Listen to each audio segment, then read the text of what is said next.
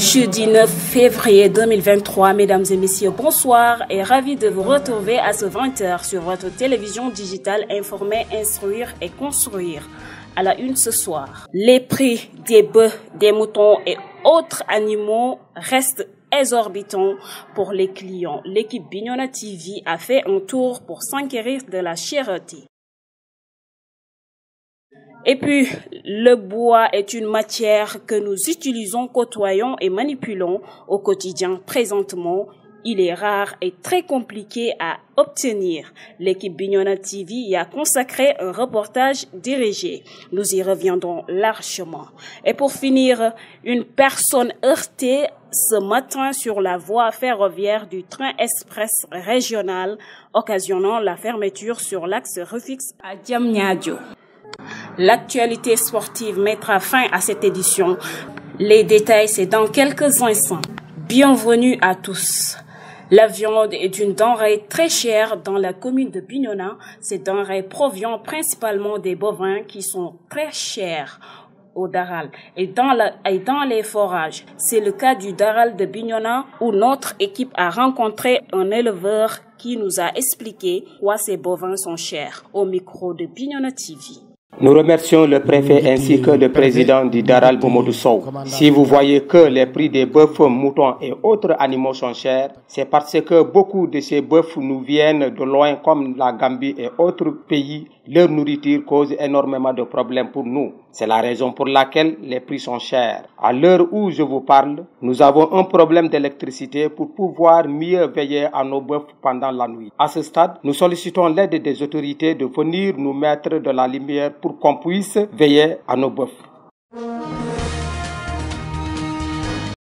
Le bois est une matière première très prisée par les populations pour divers besoins. De nos jours, le bois est devenu une matière rare, même en Casamance, qui est partout une zone forestière. Cela peut sembler être un paradoxe pour les populations. Adama Diédiou a fait un reportage sur ce dossier pour éclairer la lanterne.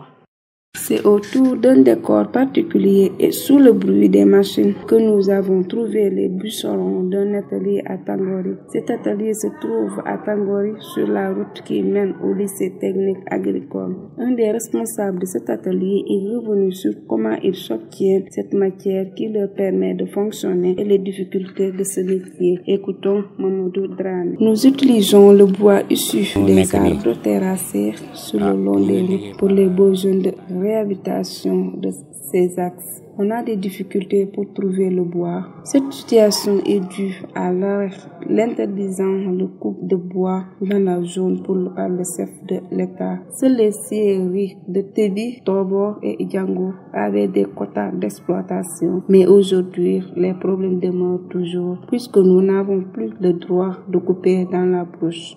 En interdisant l'accès à la forêt, l'État est en train de tuer notre métier, d'augmenter le taux de chômage, mais surtout tuer la forêt, puisqu'en cas de feu de brousse, ça devient plus difficile pour notre forêt, du fait que le feu atteint facilement le bois mort, qui augmente l'intensité de ce dernier.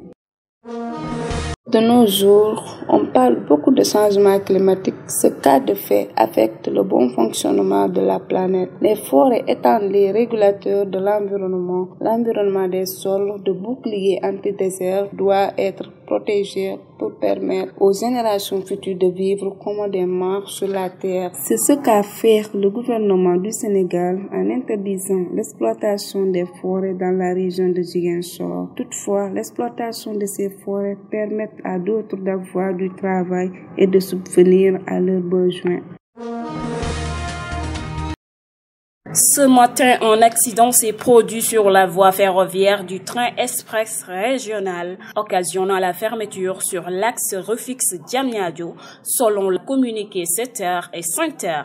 Cet accident ne révèle si la personne est décédée ou pas.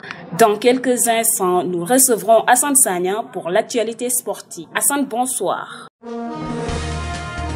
Bonsoir Fatoumata Kongira. Nous démarrons la page des sports par le centre de basket. À l'image des autres localités du Sénégal, le département de Bignona dispose d'un centre de formation de basket qui s'appelle Centre Basket Essamaï. En visite sur les lieux, Bignona TV a rencontré Wali Faye Gouyabi, président du centre. Il nous évoque le rôle de ce dernier. Ici, nous formons les athlètes de demain dans le domaine du basket. Mais pour être admis dans ce centre, il faut être un élève parce que nous privilégions les études et le sport. C'est pourquoi nous demandons très souvent les bulletins de notes.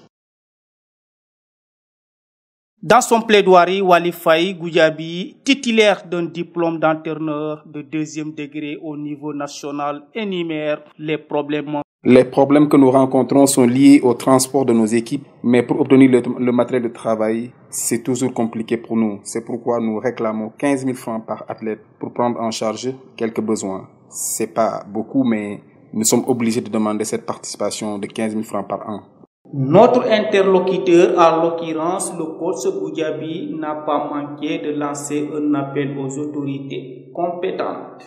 Nous demandons aux parents de venir en aide de ce centre qui se bat pour l'épanouissement de leurs enfants. Nous avons besoin de leur motivation, mais aussi les autorités doivent nous aider à faire vivre ce centre pour l'intérêt des jeunes de Bignona. Comme annoncé Wii Sport en janvier passé, le retour en compétition de Moussa Niakhaté est imminent. Le défenseur central a partagé le mercredi dernier des photos prises lors de la séance d'entraînement 10 jours avec son club Nottingham Forest. Nous terminons par le Classico en France. L'Olympique de Marseille a battu à domicile son rival, le Paris Saint-Germain, sur le score de 2-1 en Coupe de France et passe en quart de finale. C'est fini pour aujourd'hui. Fatoumata Kongira, les infos sur le sport revient demain sur la même chaîne.